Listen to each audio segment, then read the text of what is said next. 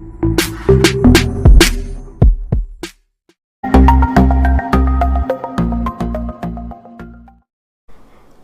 అండి, ఎలా ఉన్నారు అందరూ? బాగున్నారా? నేనైతే బాగున్నానండి. మీ అందరికీ అమ్మవారి ఆశీస్సులు ఎల్లప్పుడూ ఉండాలని కోరుకుంటూ, కులదేవత చెంబుని ఏ రకంగా పెట్టుకోవాలన్న విషయం మీద ఆల్రెడీ మనం ముందు వీడియోలో తెలుసుకున్నాం. చాలామంది అనేక రకాలైన సమస్యలతో బాధపడే వారికి చక్కటి పరిష్కార మార్గాన్ని చూపించే ఆషాఢ మాసంలో కులదేవతకి పూజ చేయడం వల్ల ప్రయోజనాలు అధికంగా ఉంటాయి.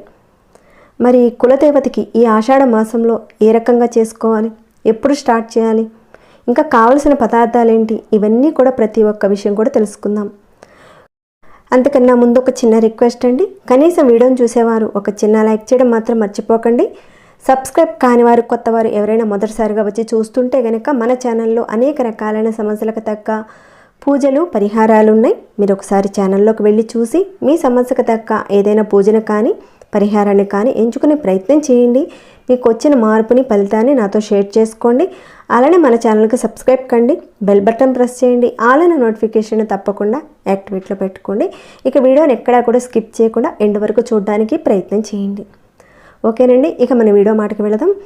కులదేవత ఆరాధనలో కావలసిన పదార్థాల విషయానికి వస్తే కనుక ముందుగా మనం ఒక చిన్న కుండ అనేది తీసుకోవాలి. దాని మీద పెట్టే ఒక చిన్న ప్లేట్ తీసుకోవాలి. ఈ కుండ ప్లేటు అంటే ప్లేటు కూడా మట్టితో చేసిందే ఉండాలి.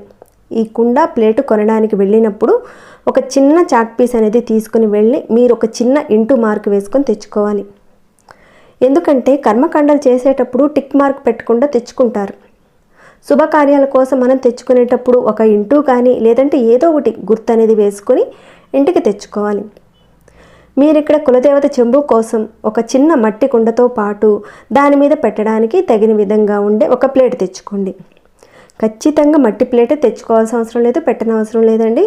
ఏదైనా సరే పెట్టుకోవచ్చు. అంటే ఇత్తడి ప్లేట్ అయినా, రాగిదైనా, లేదంటే వెండిదైనా ఏదైనా పెట్టుకోవచ్చు. ఖచ్చితంగా మట్టి ప్లేటే కావాలని ఏం లేదు, తెచ్చుకుంటే బాగుంటుంది. ఇక్కడ మట్టి కుండ ఖచ్చితంగా అవసరం ఉంటుందండి. కుండ మాత్రం ఖచ్చితంగా అవసరం ఉంటుంది కులదేవత ఆరాధన కోసం. అలా తెచ్చుకున్న ఈ కుండను ముందుగా మనం చక్కగా శుభ్రంగా కడిగి ఆరబెట్టుకోవాలి. పసుపు నీళ్ళతో చక్కగా కడగాలి. ఎందుకంటే ఎక్కడెక్కడి నుంచో వస్తాయి కాబట్టి దానికున్న దోషాలు అనేటివి పోవడానికని పసుపు నీటితో కడగాలి. ఈ కులదేవత చెంబు ఆరాధనని మనం ఒక 11 శుక్రవారాలు చేయవలసి ఉంటుంది. అన్ని వారాల పాటు కుదిరిన వారు ఒక 3 వారాలు కానీ 5 వారాలు కానీ 7 వారాలైనా సరే ఈ రకంగానైనా సరే చేసుకోవచ్చు. కుదిరిన వాళ్ళు 11 వారాలు చేస్తే మరీ విశేషం. లేదండి అన్ని వారాలు కూడా మేము చేయలేము, ఒక్కసారి చేసుకున్నా సరిపోతుందా అంటే కనుక ఒక్కసారి చేసుకున్నా సరిపోతుంది. అంటే ఏదైనా ఒక శుక్రవారం రోజున చేసుకోవాలి. ముందు మీ పూజా రూమ్లో ఎక్కడైతే మీరు పూజ చేసుకుంటారో అదే ప్లేస్లో మీరు ఈ కులదేవత ఆరాధన చేసుకోవచ్చు. అయితే ఇక్కడ తీసుకునే కుండ మన దేవుని మందిరం ఎంత సైజు ఉంటుందో దానికి తగ్గట్టుగా మీరు తీసుకోండి. కాస్త పెద్దదైనా తీసుకోవచ్చు, కానీ పూజా రూమ్కి తగ్గట్టుగా తీసుకోండి. ఇక్కడ మీరు చూసే కుండ మా పూజా రూమ్కి తగ్గట్టుగా తీసుకున్నాను. ఇక్కడ చూపించేది మీ పూజా రూమ్లో పెట్టడానికి కుదిరేంత చక్కటి ఒక చిన్న కుండ తీసుకోండి. అయితే ఈ కుండని మీ పూజా రూమ్లో పెట్టడానికి కుదరకపోతే అక్కడే కాస్త ఈశాన్య ప్లేస్లో కదపకుండా కదల్చకుండా ఉండే ఒక ప్లేస్లో పెట్టుకొని చేసుకున్నా సరిపోతుంది. అలా చేసుకున్నా కానీ మంచిది. ముందుగా మీరు ఒక చిన్న ప్లేటు తీసుకొని కాస్తంత తగినంత పసుపు వేసుకొని దాంట్లో పచ్చకర్పూరం కానీ లేదంటే జవాద్ పౌడర్ని కానీ వేసుకొని కాస్త పన్నీర్ని వేసి మొత్తం మిక్స్ చేసుకొని దానిని ఇక్కడ మనం తీసుకున్న ఆ కుండకు ఎక్కడా కూడా గ్యాప్ అనేది లేకుండా చక్కగా మొత్తం పట్టించాలి. అమ్మవారిని ఆకర్షించే శక్తి మట్టి కుండకుంటుంది. అమ్మవార్లకు మట్టి కుండ ఇష్టం. అంటే గ్రామ దేవతలకు ఎక్కువగా మట్టి కుండల్లోనే చేయాలి. అందుకని ఖచ్చితంగా ఇక్కడ కులదేవత ఆరాధనలో మట్టి కుండనే ఉపయోగించాలి. ఇంట్లో ఉన్న రాగిది, ఇత్తడిది అలాంటి వాటిని మాత్రం, అంటే చెంబులు ఉంటాయి కదండి, అంటే కలశానికి పెట్టుకునే చెంబులు ఉంటాయి కదా, వాటిని మాత్రం పెట్టకండి. అవి పెట్టుకోవచ్చు అని మాత్రం అడగండి. ఇక్కడ తీసుకునేది మట్టి కుండ ఖచ్చితంగా అవసరం ఉంటుందండి. అది కూడా కొత్తది తీసుకోవాలి. మీరు వేరే పూజలకు వాడినటువంటి మట్టి కుండను మాత్రం ఈ పూజలో వాడకండి. కేవలం కొత్తదే ఉపయోగించాలి. అలానే పూజలో ఉపయోగించే వస్తువుల విషయానికి వస్తే కనుక పసుపు, కుంకుమ, చందనము, వత్తులు, సాంబ్రాణి వీటన్నిటిని కూడా మీరు ముందుగానే సిద్ధం చేసి పెట్టుకోండి. ఎప్పుడైతే మీరు చేద్దామనుకుంటున్నారు స్కిప్ చేయకుండా వీడియోని చూడండి, అంతా కూడా మీకు అర్థమవుతుంది. ఎలాంటి డౌట్స్ అనేటివి రాకుండా చక్కగా చేసుకోగలుగుతారు. ఇక్కడ చూపించే పదార్థాల్లో ఏమైనా అరాకొరా కాస్త తగ్గితే పర్వాలేదండి. అయ్యో అవి లేవే ఇవి లేవని చెప్పేసి మీరు ఎలాంటి కంగారు కూడా పడనవసరం లేదు. దేవతారాధన మాత్రం చేయడం మాత్రం మీరు ఆపకండి, ఖచ్చితంగా చేయడానికే ప్రయత్నం చేయండి. తర్వాత కొద్దిగా అరగజం తీసుకోండి. కుండ పైన మీరు డైరెక్ట్గా పెట్టచ్చు, లేదంటే పసుపులో కలిపైనా పెట్టచ్చు. పసుపులో కలిపి ఆ రకంగా పెట్టిన తర్వాత మనం కుంకుమ బొట్లు కూడా పెట్టుకోవాలి. ఇక ఈ కుండకి ఈ రకంగా సిద్ధం చేసుకున్న ఈ కుండకి చక్కగా బొట్లు పెట్టుకోవాలి. అంటే అమ్మవారికి సంబంధించిన బొట్లు పెట్టుకోవాలి. గ్రామ దేవతలకు ఎక్కువగా ఈ రకంగానే బొట్లు పెడతారండి. 3 అడ్డ బొట్లు పెట్టి మధ్యలో ఒక బొట్టు పెట్టాను. ఈ రకంగా అయితే నేను చేస్తాను, అదే నేను మీకు చూపిస్తున్నాను. ఇక్కడ చూపించేదంతా కూడా మీకు కాస్త అర్థం అవడానికని ఈ రకంగా చూపిస్తున్నానండి. కులదేవత ఆరాధన ఏ రకంగా చేయాలనేది. ఒకవేళ మీ ఇంటి ఆచారాలను బట్టి, మీ పెద్దలు చెప్పిన దాన్ని బట్టి, మీ పూర్వీకులు ఆచరించే విధానాన్ని బట్టి మీరు కుంకుమ బొట్లు ఏ రకంగా పెడతారో అదే రకంగా మీరు ఫాలో అవ్వండి. కులదేవత అయినా కులదైవంకైనా సరే ఇదే రకంగా చేసుకోవాలి. ఒకవేళ మీ ఇంటి కులదైవం ఈశ్వరుడు అనుకోండి, ఇక్కడ ఏ రకంగా బొట్లు పెట్టానో అదే రకంగా మీరు విభూతితో అడ్డనామాలు పెట్టి చందనం బొట్టు పెట్టాలి. విష్ణుమూర్తికి సంబంధించిన అంశ కలిగిన వారు అంటే వెంకటేశ్వర స్వామి వారు, అలానే నరసింహస్వామి వారు, ఇలాంటి వారు ఉంటారు కదండి. వారు ఉంటే కనుక తిరునామాలు పెట్టండి. కులదైవం ఎవరో కూడా మాకు తెలియదండి, అప్పుడు మీరు మామూలుగా ఒక చిన్న బొట్టు పెట్టినా పర్వాలేదు. లేదంటే ఓం గుర్తు కానీ శ్రీం గుర్తు కానీ కుంకుమతో పెట్టి పూజ చేసుకోవచ్చు. తెలియని వారు మాత్రమే ఈ రకంగా చేసుకోవాలి. అంటే ఇప్పుడు చెప్పాను కదండి, ఓం గుర్తు కానీ మామూలుగా ఒక బొట్టు పెట్టినా, లేదంటే శ్రీం గుర్తు అయినా సరే పెట్టుకోవచ్చు. ఒకవేళ మీకు తెలుసు, మీ కులదేవత ఎవరో తెలుసుంటే కనుక మీరు ఏ రకంగా ఫాలో అవుతారో అదే విధానాన్ని పాటించండి. తర్వాత ఇక్కడ తీసుకున్న ఈ కుండలో కొద్దిగా పసుపు, అలానే కుంకుమ, అక్షింతలు, చందనం పౌడర్, గంధం పౌడర్ అంటారు కదండి, చందనాన్ని, ఆ చందనం పౌడర్ వేసుకొని తర్వాత దాంట్లో కొద్దిగా పచ్చ కర్పూరాన్ని పెట్టండి. పచ్చ కర్పూరానికి దైవిక శక్తి ఆకర్షింపబడుతుంది, అందుకని పచ్చ కర్పూరాన్ని కాస్త పెట్టండి. ఆ తర్వాత దాంట్లో బియ్యంతో నింపుకోవాలి. కుండ నిండుగా బియ్యంతో నింపుకోవాలి. మీరు తీసుకునే బియ్యం పురుగు పట్టకుండా శుభ్రంగా ఉన్న బియ్యాన్ని కాస్త చూసుకొని తీసుకోండి. మట్టి కుండ నిండుగా బియ్యాన్ని నింపాలి. బియ్యాన్ని నింపేటప్పుడు మీరు మీ యొక్క కోరికను చెప్పుకొని తలుచుకొని చేయాలి. ఎన్నైనా కోరికలు ఉండొచ్చు, ప్రతి ఒక్క కోరికను మీరు చెప్పుకొని బియ్యంతో నింపండి. ఇలా మీరు రెడీ చేసుకున్న తర్వాత మీ పూజ గదిలోనే దేవుడి దగ్గర ఒక చిన్న ప్లేట్కి కాస్త పసుపు కుంకాలు పెట్టి అక్షింతలు అక్కడ పెట్టి పెట్టుకోవచ్చు. లేదంటే మీరు డైరెక్ట్గా మీరు ఒక తమలపాకులు అనేది పెట్టి దాని మీద కాస్త పసుపు కుంకం పెట్టి కొద్ది అక్షింతలు పెట్టి దాని మీద మీరు కులదేవతను పెట్టుకోవచ్చు. లేదంటే ఇక్కడ నేను చూపిస్తున్న విధంగా ప్లేట్లో పెట్టచ్చు అక్షింతలు పెట్టి.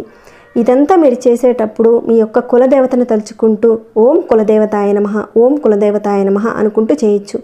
లేదంటే మీ యొక్క కులదేవత పేరు తెలిస్తే కనుక ఆమె పేరును తలుచుకుంటూ ఈ రకంగా కలశ చెంబును స్థాపితం చేసుకోవాలి.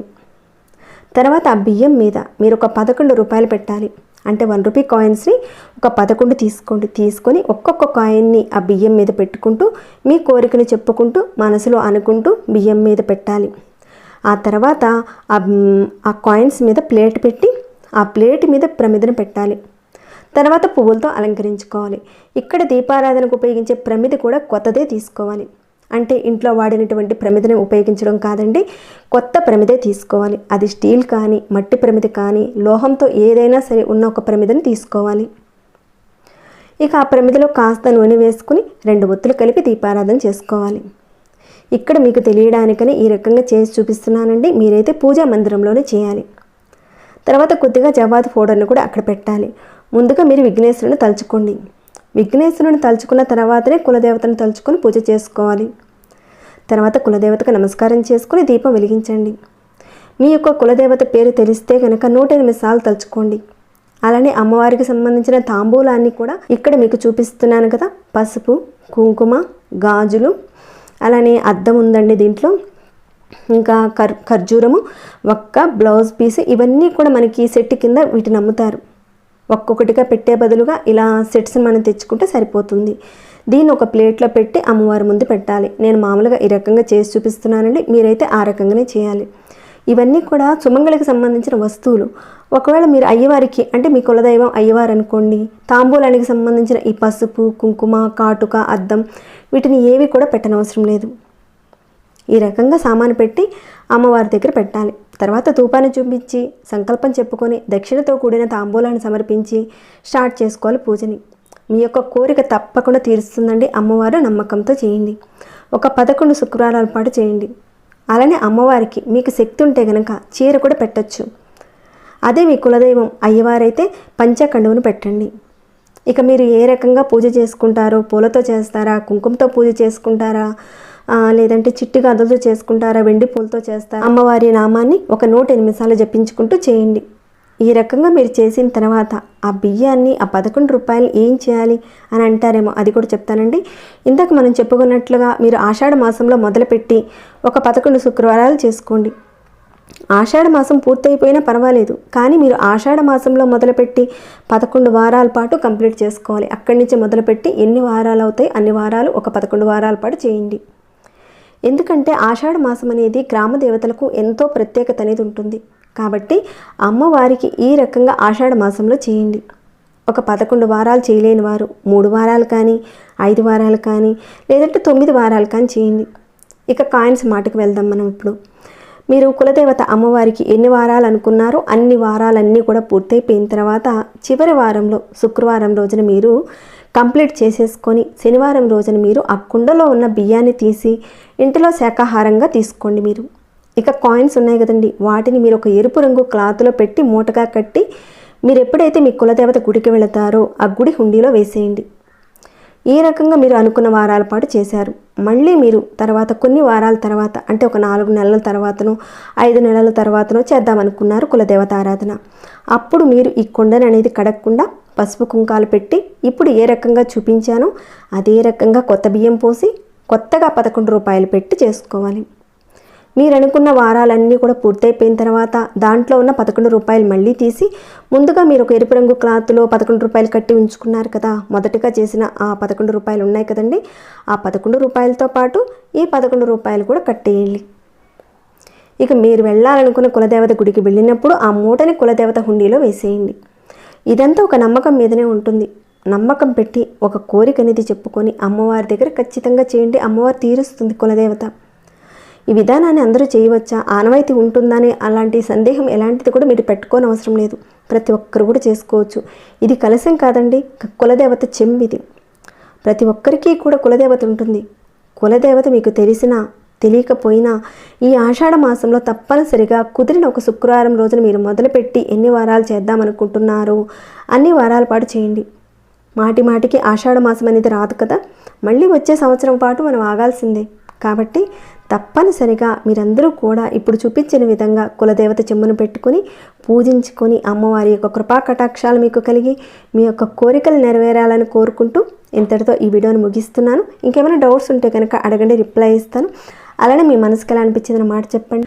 ఇది ఒక భక్తి వీడియో కాబట్టి 10 మందికి యూజ్ అవుతుందని మీ మనసుకు అనిపిస్తే కనుక మీ ఫ్రెండ్స్కి, ఫ్యామిలీ మెంబర్స్ అందరికీ కూడా షేర్ చేయండి, సబ్స్క్రైబ్ చేసుకోండి.